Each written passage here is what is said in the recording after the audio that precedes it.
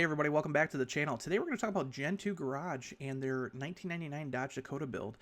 I had a chance to see this truck be unveiled at the 2024 Roadkill Nights Garage Match reveal party. Dodge invited me out to it. Got to see the truck up close in person. I'll post some video here that you guys can see it when it was there, but it was a really cool build. I'm a huge fan of the second generation Dodge Dakota. I think it's the best looking truck ever built, in my opinion. And I just absolutely fell in love with their build because, of course, you know, it's a Dakota. So the very interesting part is a lot of people don't know what's under the hood of this thing, and it is the Dodge gave them the direct connection Cat 3 Hurricane engine. If you're not familiar with what that is actually the crate engine name for the new twin-turbo 3-liter Hurricane Inline 6, the high-output version. So this is the same engine that we see in, you know, the Grand Wagoneer, as well as the higher trims of the Ram 1500, so like the Limited, Longhorn, and RHO, as well as the Tungsten. So 540 horsepower.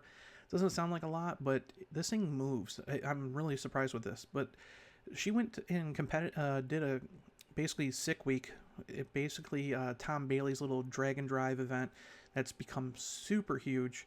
You know, they ran at 5 different drag strips during the week, and this truck actually did really good. Like, it was very consistently fast, so we're going to talk about that. But nonetheless, she had a little help with nitrous, and she became the first person to actually push a Hurricane Inline 6 into the 9-second range.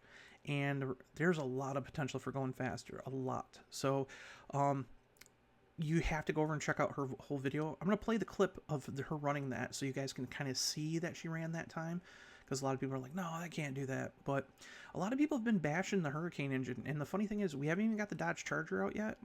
That's going to be coming, you know, this spring, maybe spring, summer. And the very interesting part is this high output motor, man. It's got a lot of potential.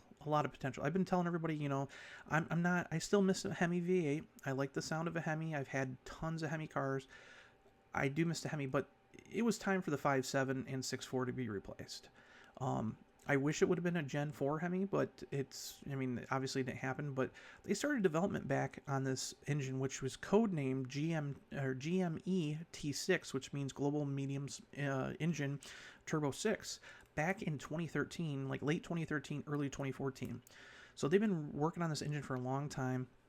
The same people who actually developed the last generation Viper motor worked on this engine. So, you know, it's not like, hey, it's just a bunch of people that don't know what they're doing throwing an engine together. So there was a lot of SRT, you know, engineers and stuff working on this motor, so there's a lot of potential for this thing. The very interesting thing about Allison's engine is that it's basically bolt-ons only. She's only done bolt-ons. It has all the factory internals still. It's still running the same 8-speed transmission that's stock from Dodge that they gave her, and I believe it's the 8 HP 75. So, you know, it's an 8-speed automatic transmission, but nonetheless, it's still holding up.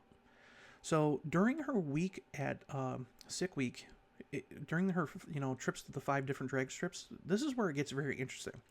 So the truck actually had an average elapsed time down the quarter mile of 10.34 seconds at 127.2 miles an hour. So it was consistently fast, like I said.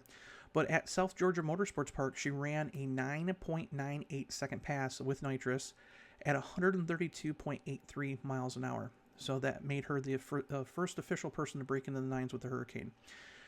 If we look at her actual run, this is where it gets interesting. Again, we said she ran on nitrous, but she didn't run the full throttle the entire time with the nitrous. Basically, she only activated the spray for 2nd, 3rd, and 4th gears. So, you know, there's a lot more potential of actually, you know, adding more power to the truck. And the other interesting thing is she launched with 0 boost. There was no boost at her launch of the truck, so they wanted it to hook up. So if they add more boost at the launch, there you go. She's got a lot more potential of getting down there faster. If we look at her actual run of that time, she did a 60-foot time of 1.611. So it wasn't that fast of a 60-foot. If you look at what she crossed basically the 8th mile mark at, it was 6.373 seconds at 111 and like 111.41 miles per hour. So there's a lot of indicators that she can do a lot more to improve. And she posted a video the other day saying like, hey, their next goal is obviously an 8-second quarter mile pass. So I mean, I don't doubt that they could get in there. It's going to be very interesting to see if they could do it with just bolt-ons. I think you're really going to have to do a lot of nitrous, and you're probably going to have to go internally on this thing. But nonetheless, I mean, this thing looks pretty killer for a replacement for the Hemi engine. It doesn't sound like a Hemi. It doesn't sound anything like a Hemi. Obviously, inline sixes kind of sounds like a buzzsaw. But again, we've seen a lot of potential with inline sixes. If you look at Australia with the Ford Barra motors, Ford built this Barra engine. It was a 4-liter single turbo engine, and those guys built that thing up crazy, making like 1,200 horsepower and all that. And there's some really serious things you can do with this. So as time goes on and more aftermarket parts become available for this engine, I think we're going to see some crazy stuff with this thing. Again, the Charger's not out yet, so a lot of people are bashing it already because, hey, we don't want the inline six, we want a Hemi. But the problem is the 5.7 has been out since, fall of 2002. It was time for it to be, replaced. They are going to bring it back. We've broke that news on Mopar Insiders, but they're only going to put it in limited edition amount of trucks, basically for the lower end of, the lineup. But it'll still be available in the Durango RT for 2026. But, I don't think we're going to see a Hellcat, completely come back. I think maybe we'll see, we'll probably see a 2026 Dodge Durango Hellcat using basically leftover stockpile engines. But nonetheless, I'm really curious to see how this Hurricane goes going forward. I think it's got a lot of potential. We've been hearing for a while now that Dodge engineers have been working on a higher horsepower variant of the Hurricane with 750 horsepower. So that will be very interesting if that thing comes to market, because if it has 750 horsepower, that's more than the standard Hellcat did. So we might see something, but I guarantee that they're going to have to really do something to, to the motor, maybe an iron block, maybe iron pistons, iron heads, something like that, because it's going to need, something to really help it with more boost, because that's really how you're going to get more power out of this engine, is a lot more boost. So it'll be very interesting to see what Dodge does going forward. But nonetheless, let's watch her run. And then if you get a chance, go over and check out the Gen 2 Garage page. They got a lot of cool videos, but they're really documenting this Hurricane engine build. So check it out. It's really cool. So let's watch her run.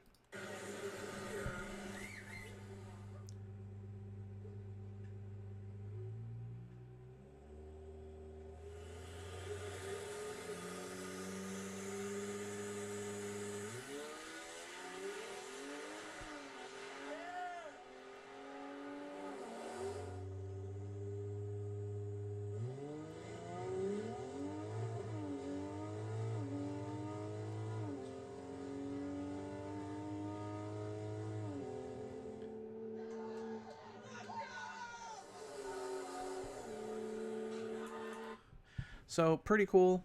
There's the documentation saying, hey, she ran the time. You can hear the truck launch is really slow because it's got zero boost. It wasn't until it really hit about second gear when the boost kicked in. So there's a lot of potential there. I wouldn't doubt that this truck can probably run in the mid 9s. Again, I just question if, without tearing the engine apart and really doing something internally, I don't know if it'll run 8s, but it'll be very interesting to see what they can do. So, all right, give them a look at, on their YouTube channel over at Gen 2 Garage, and make sure to check out Mopar Insiders on a daily basis. There's usually 3 to 4 articles a day over there, and make sure to hit like and subscribe on here. So I'll see you guys in the next video. Bye.